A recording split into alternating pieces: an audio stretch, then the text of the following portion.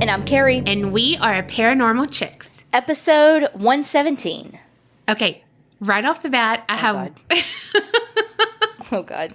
No, it's good. It's good. I have one more recommendation. 2 recommendations. I can't count. 2 recommendations. One's a podcast and... What? I heard Once Upon a Time. One's a podcast and one is a TV show. First thing, Without Warning is back for season 3 and it's a good one. There are 3 or 4 episodes right now. I will warn you though, it is about the death of a mom/wife, her kid, and an unborn child. Oh. But it's so good, and I think there was a 48 hours on it. So, I mean, like, it's a really good story. I'm already fuming. I'm already so invested, and I wish I didn't know that it was out already so I could just binge it all. Mm-hmm. You know, because it's one of those things, like, I just want to know. Mm-hmm. Even though there's not going to be an ending to it right now because it's still open. But, oh, gosh. Anyway, it's so good.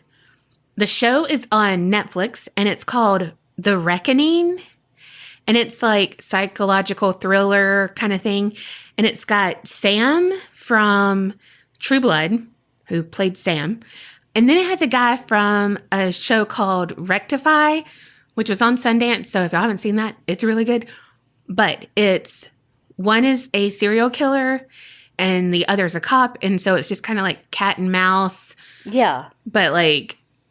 I don't know. It's just really good. Donna's recommendations and end. Well, this weekend I watched that movie Wine Country. The old one? Well, I don't know how old it is. Wait. It's all them going to that place. To Wine Country. Yes, but to the thing, yes, it is old. Is it? Okay. Well, you know, I am behind the times.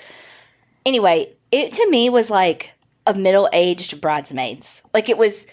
funny, you know, like it was, I don't know. It's not as funny as Bridesmaids was to me, but it was funny. It's like a more adult humor. You know what I mean? Yeah, because it's the same person that was in Bridesmaids. This motherfucker. Good one, Kerri.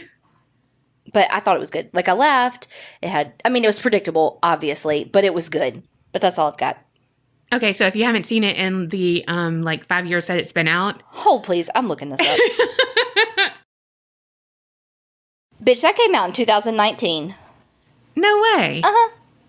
Damn, how did I watch it so fast? I don't know, but it's good. So, some breaking news that happened today on the day that we're recording this, and it pertains to Sarah Turney and Alyssa Turney. I think Kerri's the one who had suggested the podcast called Missing Alyssa, and it's about Alyssa Turney, and she obviously was missing. And still is. And her dad was very suspect.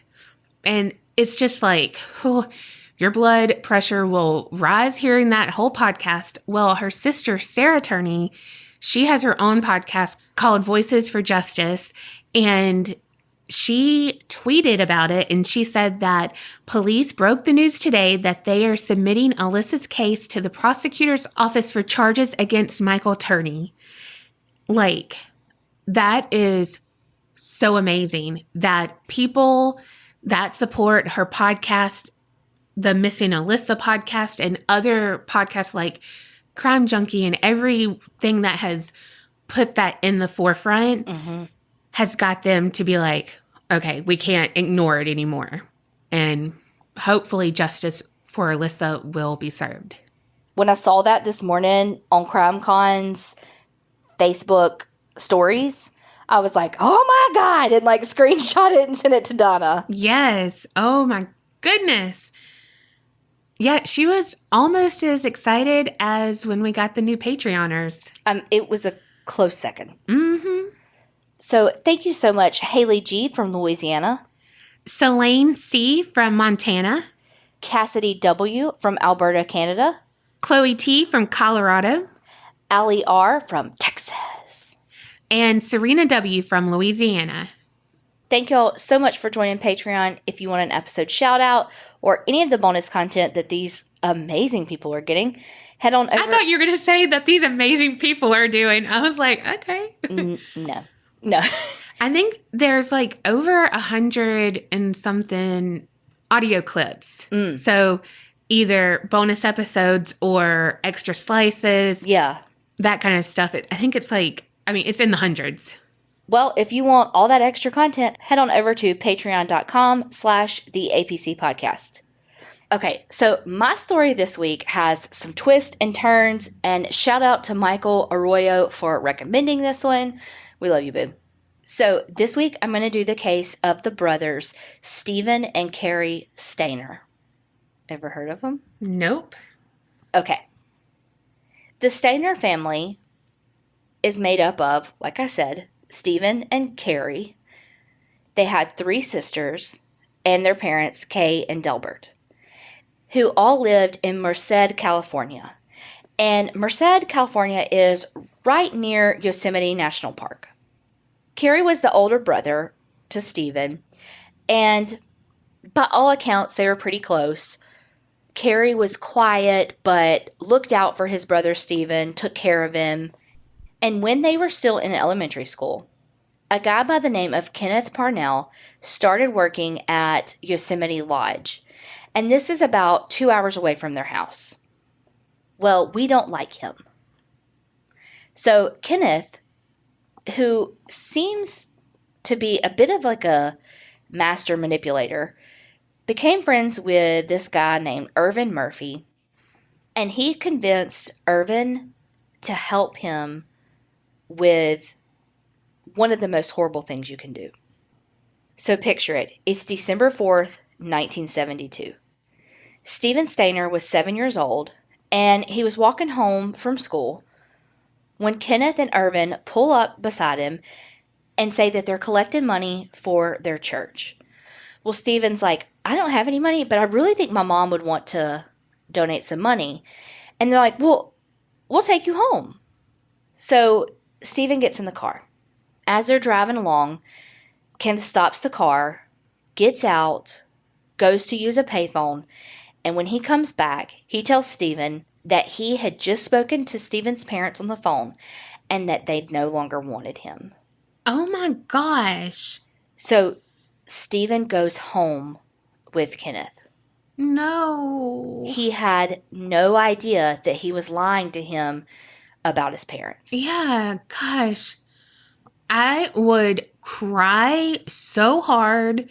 I would be devastated. Could you? Because he's 7, you know?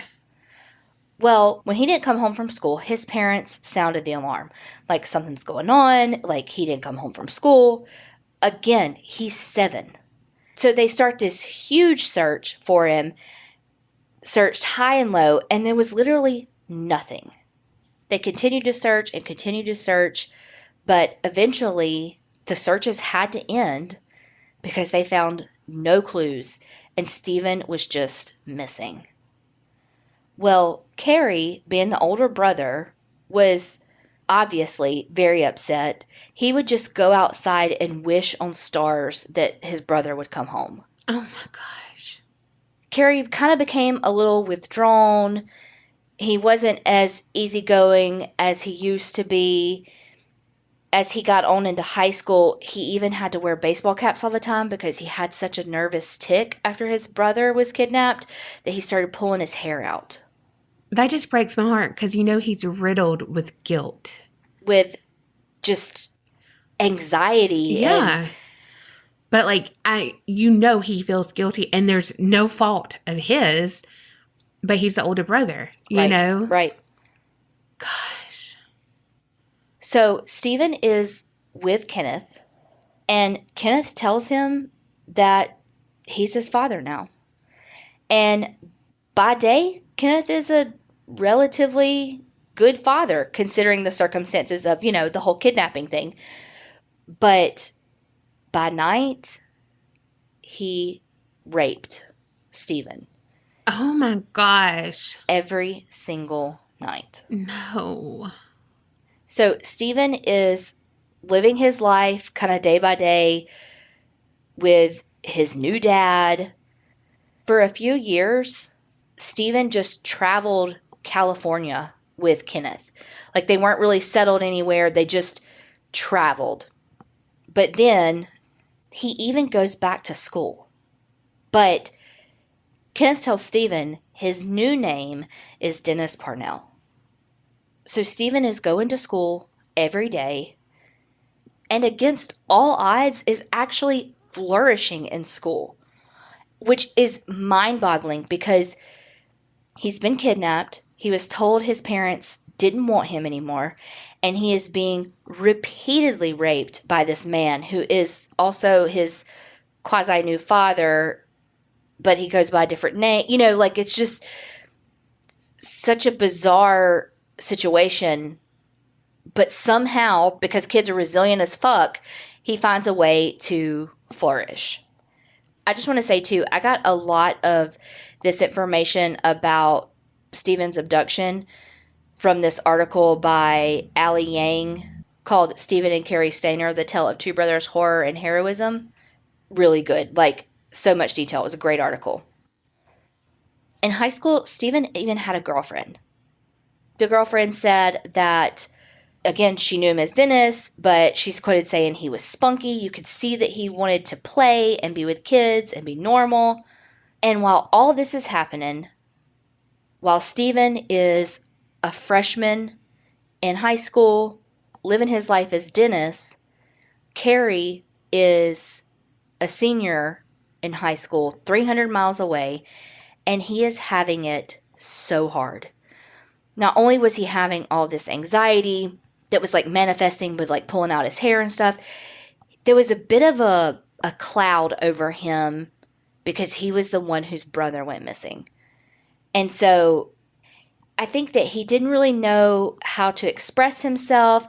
He was having some inappropriate behaviors, like he would expose himself to his sister's friends. And it seemed like he was always wanting to be close to women, but wasn't good at relationships. It was all kind of a sexual type. But yet he was also very much a loner. So their personalities couldn't be more different. And you'd almost expect it to be switched. But I think that some of the problems that Kerri faced were because his parents just emotionally shut down after Stephen went missing and just were not there for the other kids, but especially Kerri, because his dad would say that his, quote, real son was gone. Oh my gosh.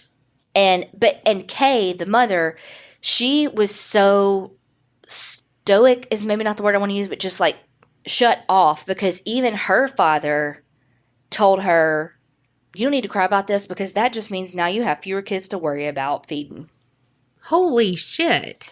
The grandfather also told Kay that she shouldn't cry too because it's going to make her look crazy. And it's like, that's a natural, her child was taken. That is a very natural and normal response. Yes. Fuck you. Her father would hate me because I cry over, Well, if you're anything like me, fucking everything right now, because since this whole COVID shit happened, I cry at least once a week. Oh, yeah. Same. Okay, so by this time, Stephen has been missing for 7 years. Wow. And the whole time, he is being abused by Kenneth. Well, at this point, Stephen's 14. And Kenneth Parnell is like, you know, he's getting older. I'm not going to be able to control him as much. And he's getting older. It's time for a new boy. Oh my gosh. So he gets this local kid and pays this kid money to go find him another boy. I am not sure like what he told that kid to get him to do this. I don't know if he was like, go find me a friend for here's $10. I don't know what he told him, but he did. Is he not friends with his Murphy guy? I don't know. I don't know where he went after that. But no matter how it happened, he ends up finding Timothy White walking home from school, and Timothy was 5 years old. No. Once they kidnapped Timothy, obviously he's going to have a really hard time being away from his parents. He's fucking 5 years old, right? So Stephen is seeing all of this. He's still, living with Kenneth and seeing Timothy just be so distraught being away from his family. And he finally, after 2 weeks, had enough and was like, I got to get this kid out. He cannot live the life that I have lived here. Yeah, gosh. So on March 1st of 1980, once Kenneth had gone to bed, Stephen and Timothy ran away. And Stephen was trying to get Timothy to show him where his house was, all that. But it was dark. He went by Timmy, by the way. Timmy couldn't remember where it is, especially in the dark. And so Stephen was going to just take him to the police station and be like, here you go. Yeah. And then go back to Kenneth's house. Because he's been there for 7 years. Oh, yeah. He doesn't even know his identity anymore. I mean, he's Kenneth's kid at this point. Some stuff says this, some stuff said that they both walked in, but a couple articles said, the police actually saw them both and made him come in, too. And everything kind of broke loose from there. And when the police asked him who he was, he said, I know my first name is Stephen. And that's all he could remember. Oh, my gosh. Heartbreaking. And that ended up being, this kind of famous quote about this story. Yeah. Because it became a book title, all the things. So once police kind of get a handle on, okay, Stephen missing, okay, holy shit, we know who this is. Let's get him to his parents. It was like a whirlwind. And Stephen became this hero because, he made it through 7 years of being tortured and lied about his family and his name changed and all of that, and then saved this 5-year-old boy because he was like, he's not going to live the life I've led. Yeah. And so, like I said, he becomes this hero across the country. He's on Good Morning America now. Everybody's just think about how they were when Elizabeth Smart was out. You know what I mean? Yeah. It's it blew up. When he was finally reunited with his family, he recognized his parents, but his siblings had changed so much from growing up over 7 years that he didn't even recognize them. Mm. There's a pretty interesting picture of this press conference outside of their house. And, you've got Stephen in the front, doing his little interview thing, the parents and the sisters, all these people are around him. And then you see Cary in the background, and he's got his baseball cap on because, again, pulled his hair out. And everyone else is smiling and happy. And Cary is just back there, not grimacing, but he ain't smiling, And it's he just looks so tortured. Well, once they kind of start getting back to some quasi-normal of a life, the brothers are sharing a bedroom. And again, they're 4 years apart. And Cary is a little because Stephen's getting all this publicity. Like I said, he's fucking going on Good Morning America. There's a Lifetime movie special about him, books, all of this. And Cary's what the fuck? He's a little jealous. And Stephen is trying to adjust to this life where he's sharing a room with a brother. This house has rules that his other house didn't have. And can you imagine that first night sleeping in a bed at that other house? There was so much going on, but for both of them mentally. And, Stephen has said that first year was hectic. He said this on Good Morning America when he went back 3 years later. He said, that first year was kind of hectic. For 7 years, I had been supposedly an only child, and now I had to compete with a brother and 3 sisters. To make matters worse, there's the whole legal shit now. He has to testify against Kenneth Parnell. But the other thing that is so, not the most fucked up thing in this story, but one of the most fucked up things in this story is that Stephen was bullied so bad when he started going back to the high school with his siblings because of the abuse, like saying that he was gay or, just bullying him for having sustained abuse from someone else. Like, trust that if he could stop that, he would have never experienced that abuse. And gay or fucking not, it's still fucking rape. Yes. Man, I fucking hate kids. Just sometimes people can be so fucking shitty. I mean, sometimes people can really rise to the occasion, but sometimes, like, that made me so mad when I read about the bullying that he sustained at school when he survived 7 years of fucking torture to come back and some bullshit little sophomore in high school to fucking pick on him because he was raped. Fuck you. Okay, so back to Kenneth going on trial.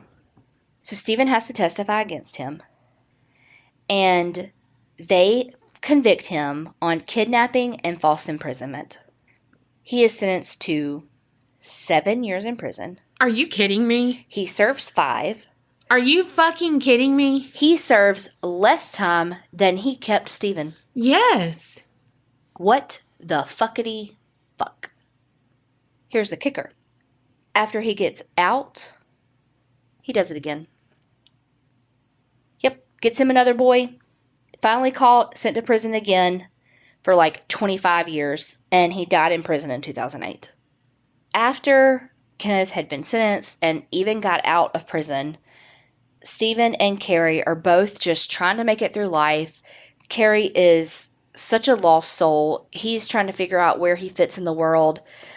Stephen is trying to kind of deal with this fame, but also very short-lived fame. But he ends up getting married. He had 2 kids. And when he was 24 years old in 1989, Stephen was killed in a motorcycle accident. No. Yep.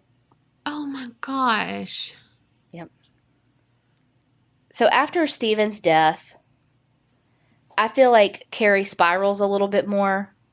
And then right after that, there was an uncle whom Kerri was very close with and actually lived with. He was shot and killed in their house. So Kerri just, he can't keep it together. I mean, can you imagine his brother that had been kidnapped, who was gone for 7 years, came back at 14, and by the time he's 24, 10 years later, dies in a motorcycle crash after he finally got his life back, got married, had 2 young kids. I think the kids were both below the age of like 3. Gosh. And then he's got this uncle who died. There's just so much going on. And he told one of his friends, quote, that he felt like jumping in a truck, driving it through the shop, and killing the boss and killing everybody in the office, and then torching the place. And his friend was like, you need help. Like, you need to go see somebody. Well, Kerri decided to do his own mental health treatment and went to the woods, went to Yosemite. That's where he found his peace. He wanted to sunbathe naked and be with nature. He starts working at a place called Cedar Lodge as a maintenance guy. Again, it was like his perfect thing. He could sunbathe naked. He smoked some pot here and there. Just living his best life for once. And then 2 years after Kerri started working at Cedar Lodge, a lady by the name of Carol Sund, her daughter Julie, and their friend Silvina Peloso were all staying at the Cedar Lodge. This was in February of 1999. Kerri goes to the room and tells them there's some plumbing problems, there's a leak, and that he needed to fix it. And when he gets in there, he sexually assaults both girls and then murders all 3 of them. No. Oh my gosh. One thing, too, I forgot to say was that Julie's friend that was with him, Silvina Peloso, she was from Argentina and was here as an exchange student. Oh my gosh. Mm-hmm. So the police had done what's called the largest mounted search in Yosemite at the time. And several weeks after they knew that they were missing, they found the bodies.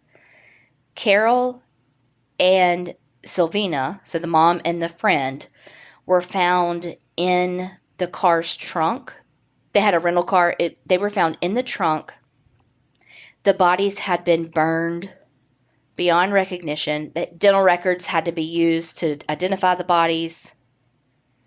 And then the police got a note that was like a hand-drawn map that showed where Julie's body was. So the police, of course, start interviewing employees at the lodge. So, of course, they interview Cary Stayner, but he's not considered a suspect. They're just interviewing all the staff. And everybody in the area is in a huge uproar. I mean, because it's so scary. I mean, it's like this family was murdered. I mean, hello. Yeah. And so people are being so cautious. And then the FBI announces that, wait, we've got the guys who did this. And they actually arrested people for their murders. Oh my gosh. So everybody's kind of calming down because they're like, okay, the people are in custody. We're good. Except 5 months later, Joey Armstrong, she was 26 years old. She was a naturalist, which from what I understand, she like taught kids about the park and nature and all the things. And one day she goes missing. And her friends report her missing. And they can tell from her cabin that there was a struggle. And they ended up finding her body about a half a mile away. And when they found her body, she had been decapitated and her head was found like several feet away in water. Oh my gosh. So the police, of course, canvassed the area and they found a witness. The witness said that they found this blue vehicle that they actually traced back to Cary Stayner. And police were like, wait, are these related? They finally find Cary Stayner, and he was like at a nudist colony, away, like living his best life, when they bring him in for questioning. And I found this really good article about and by Jeffrey Rennick, and he is the FBI agent that interviewed Cary Stayner. And it's pretty cool. It's like an excerpt from his book where he talks about this and some other cases, and it's called In the Name of Children, an FBI Agent's Relentless Pursuit of the Nation's Worst Predators. So when they started interviewing him, Cary actually confesses. He says that he did kill Joey, and, oh, by the way, he also killed Carol and Julie Sund and Sylvina Peloso. So at first in the interview, they're kind of playing the cat and mouse. You've seen detective shows. And Cary is starting to warm up to him. And he says, look, I'll give you everything you need about this case, but I got some conditions. I got some things I want. So Jeffrey's like, here we fucking go. Okay, what you want? And he says, like, without saying what he wants, he says what he wants. He says, quote, I'd like to see pictures of little girls. And Jeffrey's like, child pornography? What the fuck? Yeah. And so again, like Jeffrey points out, like he wouldn't say child pornography. He'd say, pictures and videos of little girls. Like, and how he didn't want like just some like still images. He wanted like videos and just all this stuff. And he was like, I mean, I know y'all have it stashed somewhere, like that they've like confiscated from other cases kind of thing. And Jeffrey's like, okay, I got to leave this room for a minute because I'm about to lose my shit. And so he just says, like, that's above my pay grade kind of thing. I'll fly it up the flagpole, see what happens. So he's like, okay. He gets his partner to come back in the room with him because he's like, I need some help. Like, this is, this guy, he's asking for fucking child pornography. Like, are you kidding me with this? So when they come back, again, they're playing to his ego. He's like, hey, do you mind if he sits in with us? Yada, yada. They give him food because they're trying to buy some time too, just to be like, whatever. So they have lunch with him. They sit in there and eat with him. They have pizza. And it's like, they say you can almost see it like setting in, like, no, this is really it kind of thing. Because he starts saying things like, this is going to be my last pizza. You know, I never got to see Star Wars. Like, you can see him starting to like, wait a minute, you know. So Jeffrey's encouraging Kerri, like, yes, but you're doing the right thing. Because, you know, all in all, for the most part, he does have a good side to him. He's fucking evil as shit. But, you know what I mean? Like, yeah. For the families, for your family, you know, all of that kind of played it. And, you know, he's starting to get some more information from him. And you know, Kerri asked for some stuff, like he wants a specific prison, and he wants, there was I think it was Joey's family that had like a $25,000 reward. Like he wanted her family to give that to his family. No. But he also started airing some dirty laundry. So Kerri says that he first started having fantasies of hurting women and young girls at the age of 6 or 7. Oh, gosh. Yes. So before his brother got... Exactly. Yeah, okay. Exactly. And that, like, he would imagine there was this girl that lived in the neighborhood. Like, he would imagine trapping her in this underground bunker, like, when he was 8 years old. And so, of course, it just grew and grew and grew. And so part of why he had such a hard time with Stephen's abduction was because he blamed himself. He felt like it was like karma or retribution for his fantasies caused Stephen's kidnapping. And so that's why he had such a hard time. I mean, other than the fact his fucking brother was kidnapped and, you know, was tortured for 7 years. But he really did feel guilt and responsibility for that. Well, see, I was onto something, just had no idea why. Exactly. Well, apparently, before Stephen was even kidnapped, Kerri, by the age of 11, was actually being sexually assaulted by an uncle. I wonder if it was the uncle who got shot. I don't know. But here's the thing.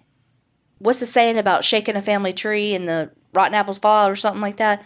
What's that saying? Don't shake a family tree, skeletons fall? I don't know. I made all that up. Anyway, don't shake a family tree. Because what they found out was not only had the uncle been sexually assaulting Kerri, there was sexual abuse going back 5 generations. Holy shit. Yes. His dad, Delbert, was forced to do therapy because he molested his own daughters. Wow. Uh-huh. So, hell, even if Stephen had stayed there, not saying it was better that he got abducted, but even if he had stayed there... Who knows? Yeah, like it was a bad situation in there. Mm-hmm. And one of the daughters is who Kerri started peeping on and having like inappropriate touching with her when she was 10. Oh my gosh. And then one of their cousins said that Kerri had spied on her and her sisters and a neighbor and like would hide under their beds and videotape them. Go into the bathroom and in their bedroom. Ugh. If anyone videotapes me going to the bathroom, I'm sorry for you. You're going to need additional counseling from the counseling you already need from spying on somebody in the bathroom. You're going to be scarred for life, buddy. Mm-hmm. Well, also, you'll run out of space because I will sit there and TikTok until my feet fall asleep. I mean, if you're not TikToking on the toilet until your feet fall asleep, are you really living? I don't think so. So they had psychiatrists evaluate him on the defense team, on the prosecution. All in all, he was found guilty and is currently serving on death row. Wow. Yes. That is the twist and turn, and it just keeps getting worse story of the Stayner family. Okay, so I thought you were going to say that Kerri went to that place and he like ended up saving someone and like felt vindicated. Yeah, no. You know, like, and then he lived a good life because he felt like, you know, okay, I saved someone and in turn saved my brother. No, And the brother dying at such a young age in a motorcycle accident is like one of life's fucking cruelties. Yes. He survived so much. Finally got married. Not finally, but got married, had kids, lived his dream. Had a real family. Yes, that didn't fucking abuse people. And allegedly, I guess. I mean, we do know that his dad really was sentenced to counseling for abuse on the girls, and that was all taken away. He was barely out longer. You know what I mean? Yeah. He was held for 7 years and was only released, for lack of a better word, for 10 before he died. Like, what a fucking shame. Yeah. Crazy. Like, this story it's so much. I know. I was holding my breath. Thank you so much, Michael, for recommending that. I mean, thank you, but also I hate you. Because, like, literally was holding my breath. Yeah, I think I do know that there was a 2020 about this, but when I was, like, researching it, when I got to the part about him dying on the motorcycle accident, I was like, oh, I do know this story. Because that information, I remembered nothing else other than, like, this tortured soul who finally got out and then, boom, died in a motorcycle accident. Like, I remember that from it. So I guess I have seen that 2020 and I don't know. But I've definitely watched something on this case. It's interesting what sticks with you. Like when we watched a whole 2020 on Michael Peterson, because she was like, I really think this, what did you say? I was like, I think I've seen this before. Maybe not. And we were watching it live. Uh-huh. It was a 2-hour, like, 2020 special or something. Mm-hmm. This was before the podcast because I didn't know about it. This was like a long time ago. We're watching it and I paused it and I was like, this reminds me of a story of this guy who they said like an eagle killed his wife or something. It was the weirdest thing. And we went, kept playing. Like, I told her all about it. We were like, yeah, interesting, kept playing. And then it was like, and then the owl theory. And I looked at Donna and she was like, we've been watching this damn thing for 2 hours. And I mean, like, she literally just told me all about it. Just the wrong murder bird. Yeah. Yes. And I'm like, this mother bitch. Like, oh god, I have the worst memory. Yes, seriously, like a 30-minute pause to tell me the whole story, but with an eagle, and then unpause. And next, the owl theory. The last like 10 minutes of the fucking show. It's like, well, we're finishing it now. Yeah, I was like, well, we can fast forward through commercials now. Like, who watches live TV? We did that time. Yes, and we paid for it. Good old Kerri with that memory. Oh, you know what? I don't know because I can't remember what we're talking about. What are we doing right? Oh, a podcast. What's your story about? Okay, so I haven't said this word in a while. Rural. No. But the conscience. Well, I can't say any of those words. I can say this word.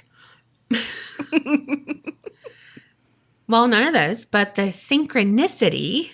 Oh, Lord. Of our stories is spooky. Just kidding. I just wanted to use that word. But I am covering the Lumber Baron Inn, and your story had an inn in it. Okay. Stretch Armstrong. I told you. I just really wanted to use the word.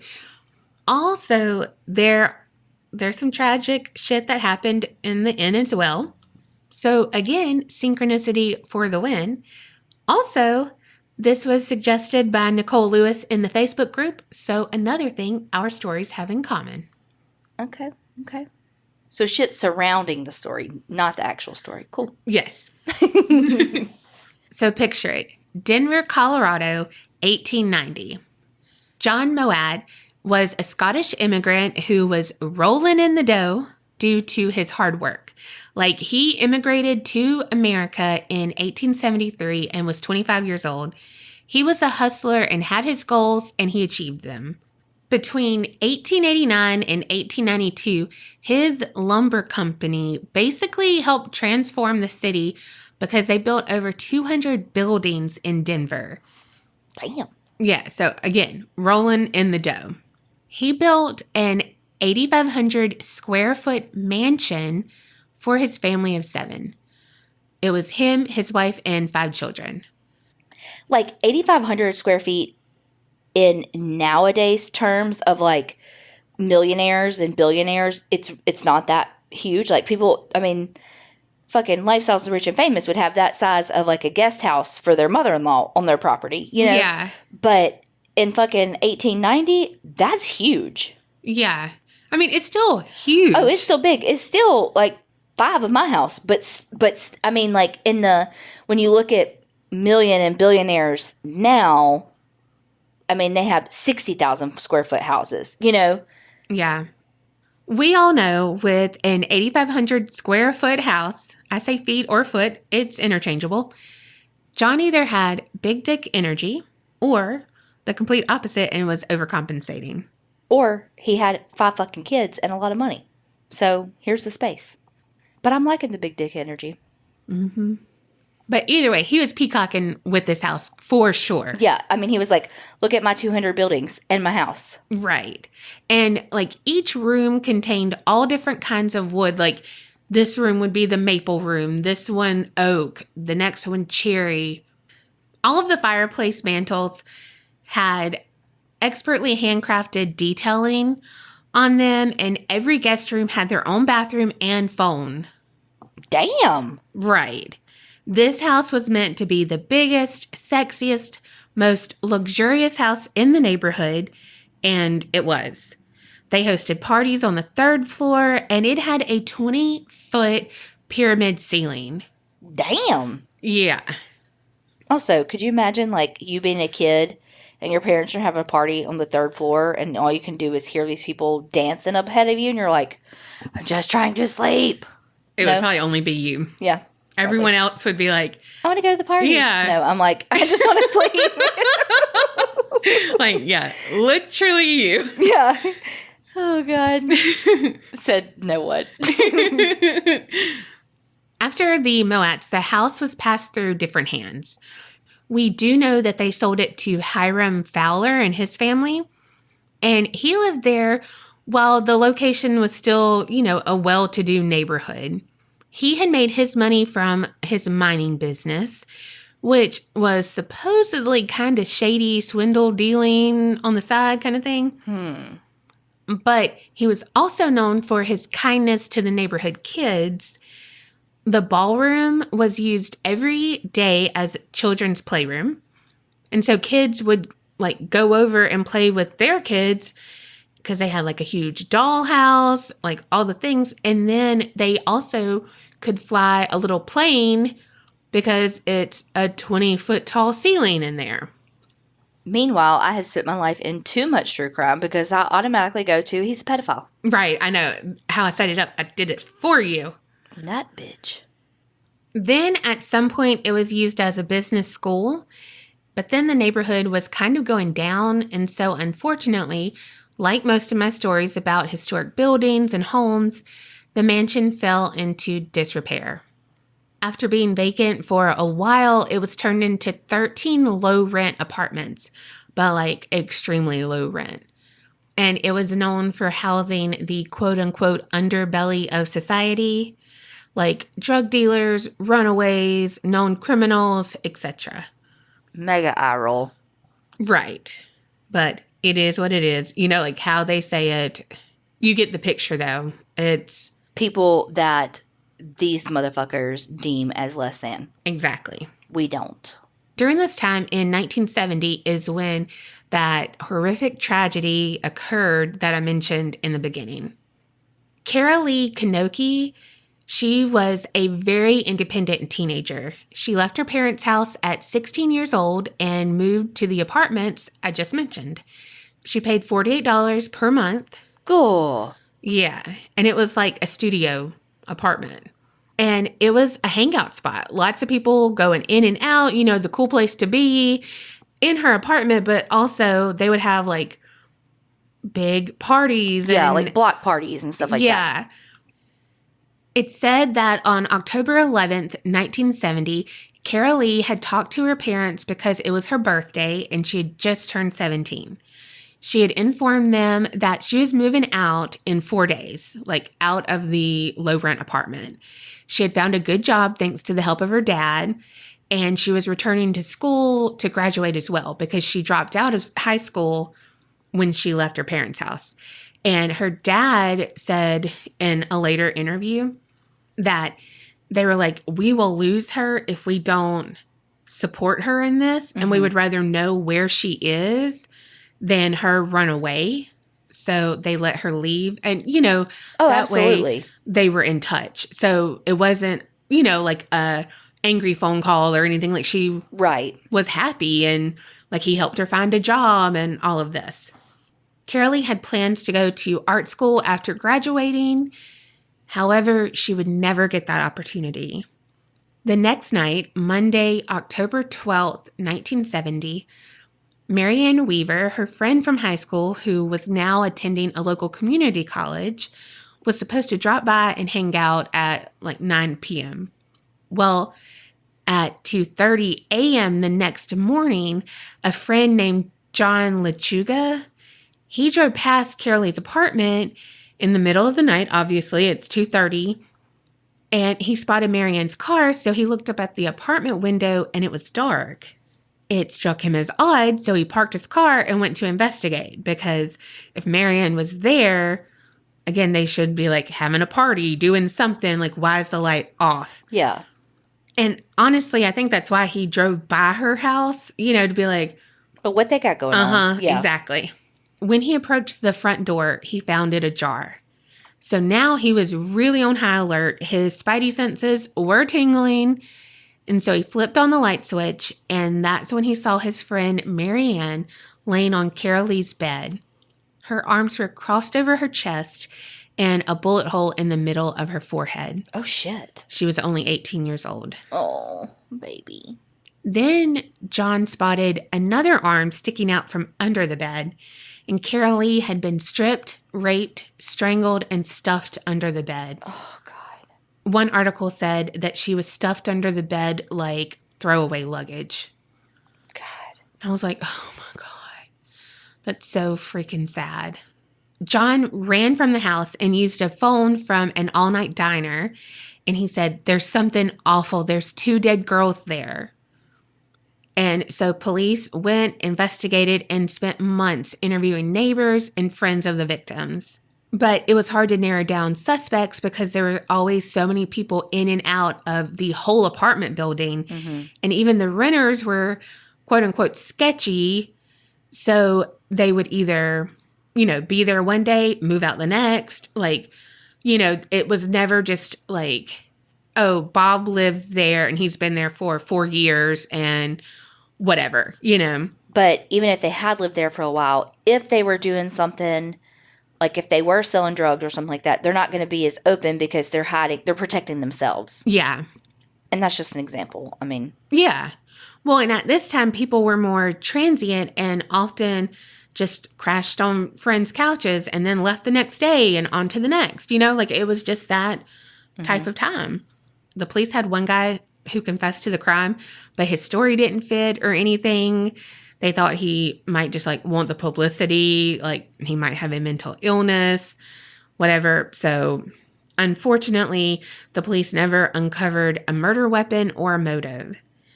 The police think that Marianne walked in on what was happening to Kerri and was basically collateral damage.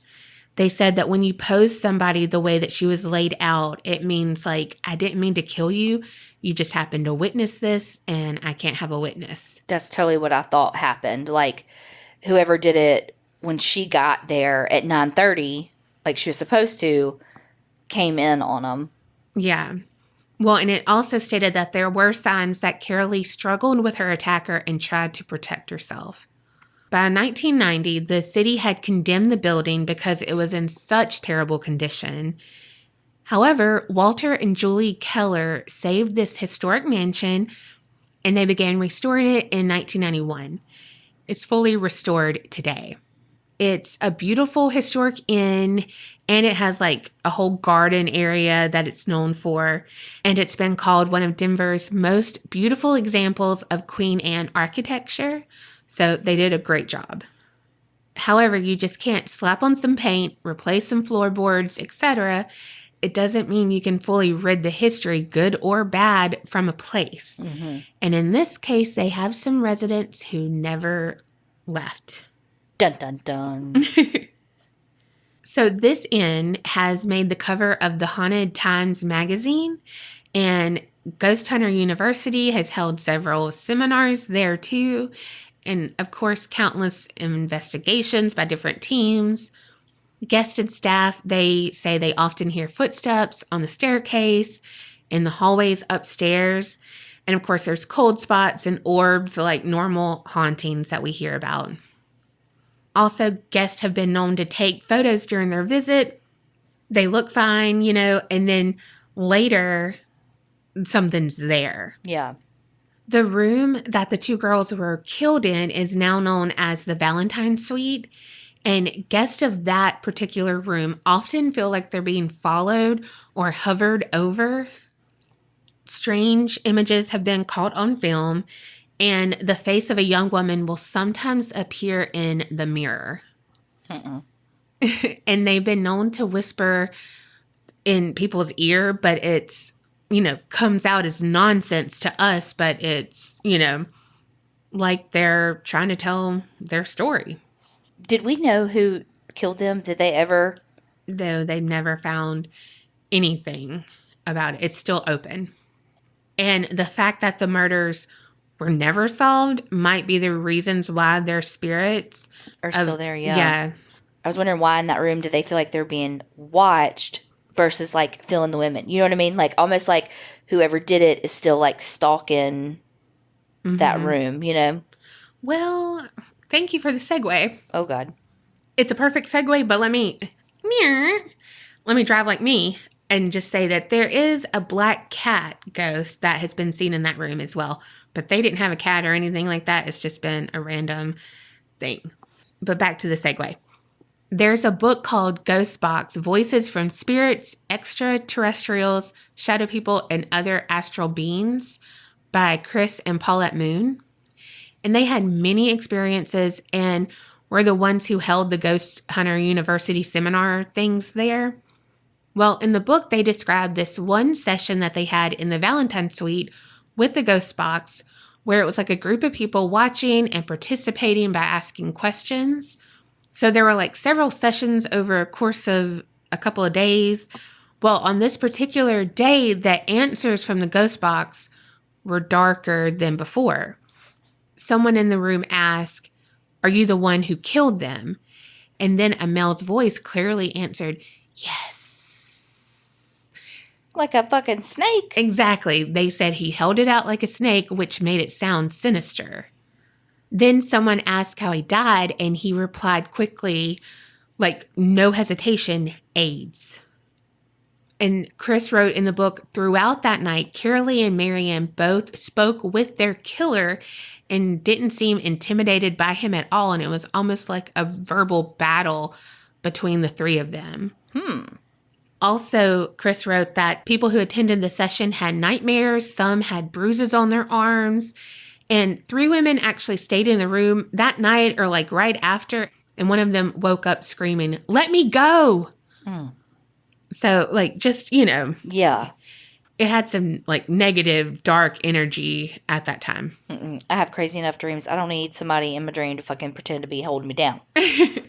There is a 2003 article in the Denver Post where the killers who restored the inn, they were interviewed, and their 6-year-old son, John, said that he shares his bedroom with the spirit that he calls Nicey Nice Ghost because every morning the ghost says hello. He said that the ghost is a boy, he thinks, like a teenage boy, and he looks kind of gray, and he said that he had orange eyes and a yellow nose. Yeah, so I don't know about that. Like, I don't know if it's different energy. Like, I don't know. And the kid's 6, so Yeah. I don't know. It would be very interesting because you said 2003. Be interesting to see, does he still remember that? True. Walter, the dad, he recalls one night that he was up late in 1993 cutting shower tiles when he felt an eerie presence. He was crouched just between the honeymoon suite and the Valentine suite, which again is where the girls were murdered. He said that the house was quiet, but something just bothered him. It felt like someone was standing over him, just watching, but every time he looked over his shoulder, no one was there. And then the presence just vanished in like a cold gust of wind. And he said, like, instantly, like, all of his hair, on his neck rose. Like, it was just crazy, the feeling that he had there. Even Walter's wife had an experience with one of the female ghosts. She stayed up to wait for guests to arrive late. So she would just sit there and read while she waited. Well, suddenly she heard someone coming downstairs. So she put her book down, stood up and turned around to greet the guest, offer them assistance, whatever. Well, surprise, surprise, no one was there. But she could see the wood move, like dip down like someone was walking down the stairs. Once the mother of a bride was arranging floral centerpieces in the inn's banquet hall, and out of the corner of her eye, she saw a young woman in a blue flapper dress, and she was just sitting on the window bench, and she had a glass of champagne in her hand. So the mom, kind of stopped what she was doing, turned and walked to say, like, hey, who are you? Like, whatever. But she felt a cool blast of air and no one was there. So she immediately turned, ran down the stairs, and she was screaming at the top of her lungs. Damn.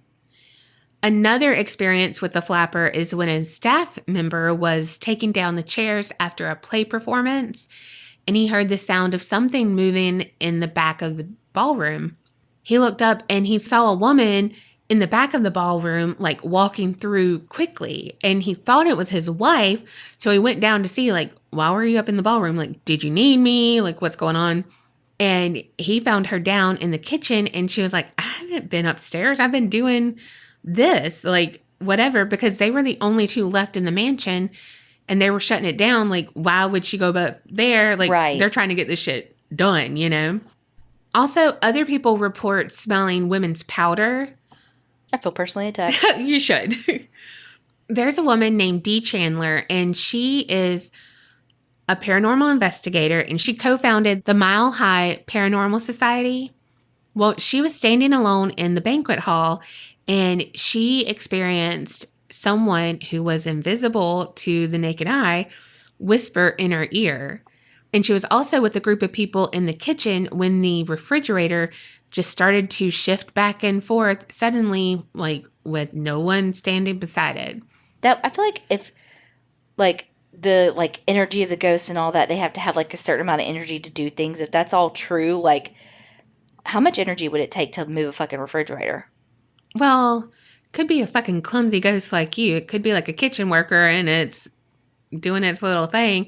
Be like, oops, sorry. That would be you. True.